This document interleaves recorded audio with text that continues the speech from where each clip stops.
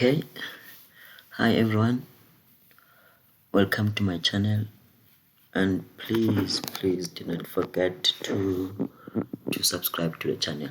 Okay, so today you will be doing IFRS 16 leases, and our focus for today will be on Lessee. So I will do a video some other day about the lessons.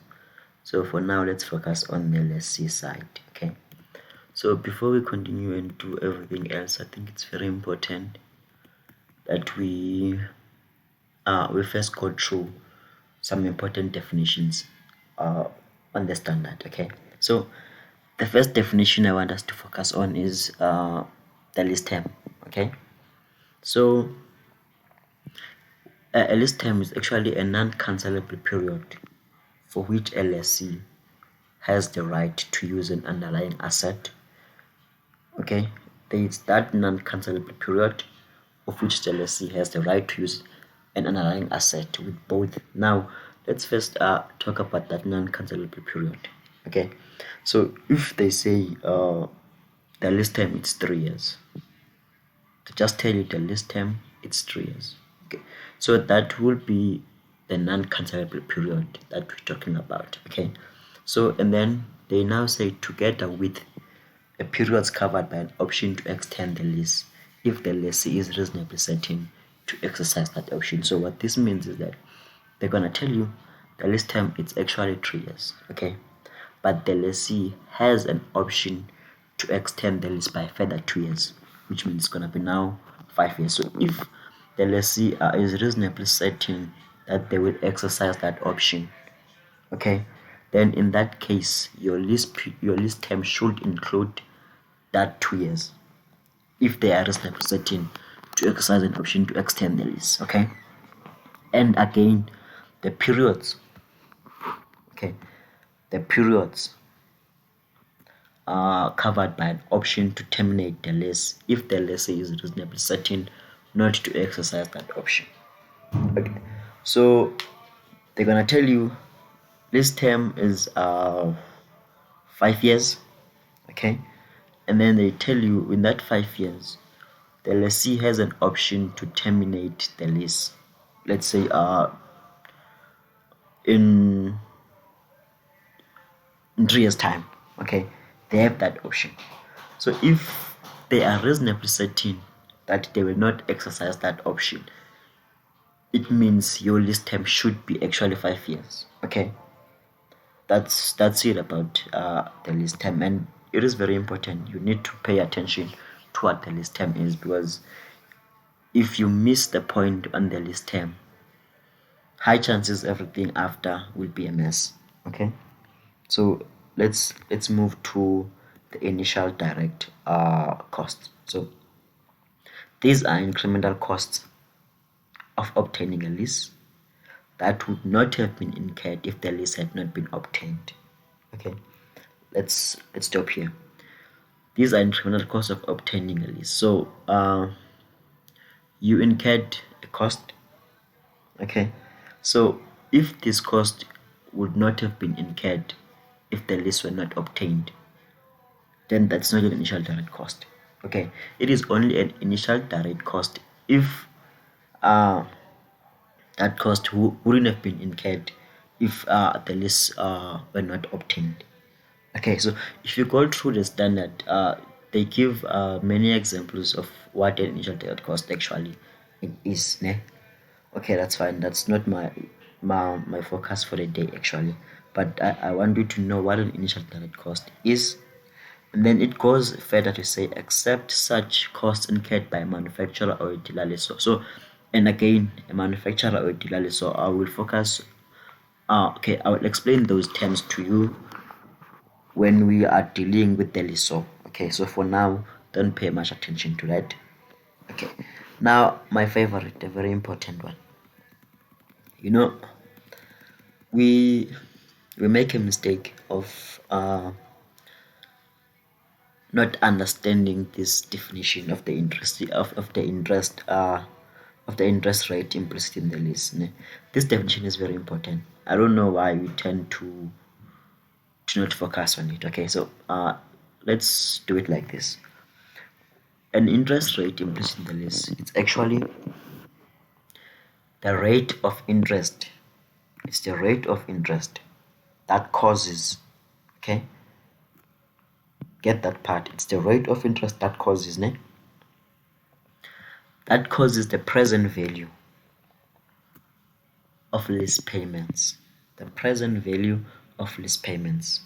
Put this in mind. The present value of lease payments. I think I should have explained what a lease payment is first. Let's start with what the lease payment is, and then I come to, let's do this.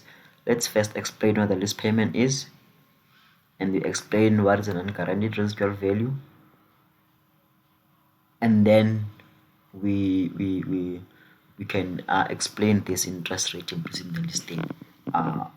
Very good. Okay, so actually the lease payment, it's the payments that are made by the lessee to the lessor for the right of use asset during the lease term. So those payments, they actually comprise of the fixed payments. If they say you're paying 50,000 per month, that's a fixed payment. They comprise of the fixed payments and the variable lease payments. So variable lease payments, you must be careful with this one. It should only be the variable lease payments that depend on an index or rate. Okay, so if it doesn't depend on an index or rate, that is not part of lease payments as per IFRS 16. Okay, and again, the exercise price of a purchase option, if the lessee is reasonably certain to exercise that option. So if at the end of the lease term you have an option to purchase that asset as a lessee, okay, so if in that instance you are reasonably certain that you're gonna exercise that option, so that amount that you're gonna pay, it's actually a lease payment. Okay, so you should be careful with that one also. And then the pay of penalties for terminating a lease, if the lessee is reasonably certain that they're gonna terminate the lease. So now you have an option to terminate the lease. Okay, so if you are certain that you're gonna terminate that lease, that amount that you're gonna pay to terminate that lease, it's also part of your lease payments. Okay, I think there's something that I left out on the definition of lease payments, which is the guaranteed residual values. The guaranteed residual value is also part of lease payments. Okay, yes, and then from that, let's go and talk about what is the guaranteed residual value actually, and what is an unguaranteed residual value. Okay, here is the residual value guarantee. It's the guarantee made to the lessor. It's the guarantee made to a lessor, okay, by a party unrelated to the lessor, that the value of the asset at the end of the lease will be at least the specified amount. So what this means actually is that it's the guarantee that is made by anyone. That person can either be the lessee or anyone who is, as long as that person is not related to the lessor. Okay, and then that guarantee is actually saying that at the end of the lease, this asset will be worth this much. Okay, so that is the guaranteed residual value. Again, if we link this guaranteed residual value to the option to terminate the lease or an option to extend the lease, you should note the following. If the lessee has an option to extend the lease term or an option to terminate the lease term, it shall be assumed that the lessee will exercise the option to extend or will not exercise the option to terminate the lease term if they have guaranteed the residual value to the lessor. Okay, I need you to listen to this very carefully. If you've guaranteed a residual value to the lessor, Okay, if in that instance there is an option to extend the lease term, it shall always be assumed that in that case the lessee is reasonably certain that they will exercise that option to extend, or they will not exercise an option to terminate for as long as they guarantee a residual value to the lessor. That part you should understand that part very clearly, because it is very important. Okay, and one other thing that we'll notice when it comes to unguaranteed residual value is that for a residual value guarantee, it doesn't matter whether an asset is returned or is not returned to the lessor. It actually doesn't matter in that case. Okay, but let's look at the unguaranteed residual value. What it says, it is the portion of the residual value of an underlying asset. It is the portion of the residual value for an underlying asset. Okay, a realization by the lessor is not assured or guaranteed. Okay, so what we need to know here is that, like I said, NP in this case, NP where this unguaranteed where there is unguaranteed residual value, you need to know that the asset will surely be returned to the lessor at the end of the lease term. So these things are very tricky, and you need to read them from the question and understand, if I see this thing, what this means. Okay, so if you see an unguaranteed residual value, surely you know the asset will be returned to the lessor. Okay, and if you see a residual value guarantee, surely you know that a lessee will exercise an option to extend the lease, or will not exercise an option to terminate the lease in those circumstances. Okay, so I hope that is very clear, that is clear to you guys. Now I think we can come back to the interest rate implicit in the lease. Okay, so what is happening here is that the rate of the interest rate implicit in the lease, it's the rate of interest that causes the present value of lease payments. We know what lease payments are. It's the lease payments plus the guaranteed residual value. That is the lease payments. Okay, so it's the rate that causes the present value of lease payments and unguaranteed residual value. Okay, lease payments plus unguaranteed residual value.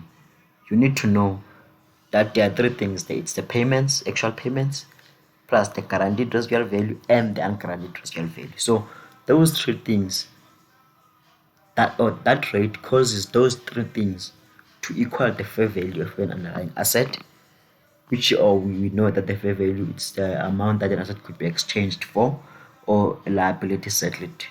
Okay, so that rate causes the lease payments, okay, plus unguaranteed residual values to equal to the sum of the fair value of an asset plus any initial direct cost of the lessor. So this definition took me a long time to understand it, actually, what it means. So you have your question here. In your question you have your lease payments, okay, which are PMT, and you have your guaranteed residual value, which is FV, and you also have unguaranteed, which is also FV. Okay, so what they mean is that if you have PMT of lease payments and you have that guaranteed and unguaranteed residual value as your future value, if you discount those two things, okay, using the interest rate implicit in the lease, they should give you the fair value of an underlying asset plus any initial direct cost. So in other terms, what this means is that the present value of lease payments and unguaranteed residual value equals to the fair value of the asset. Okay, this thing, it's very important. You need to take a note of it. And okay, now let's move to fair value. We've already said that the fair value is an amount for which an asset could be exchanged or liability settled.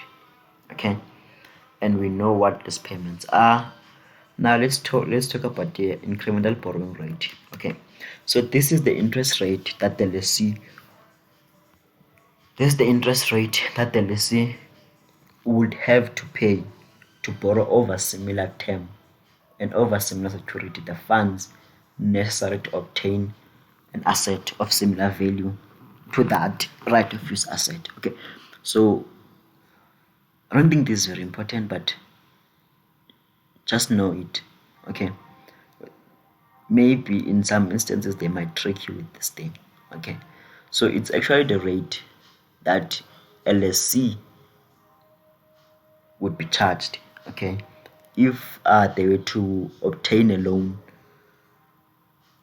with the amount equal to that ROA. Okay, so that's what an incremental borrowing rate means actually.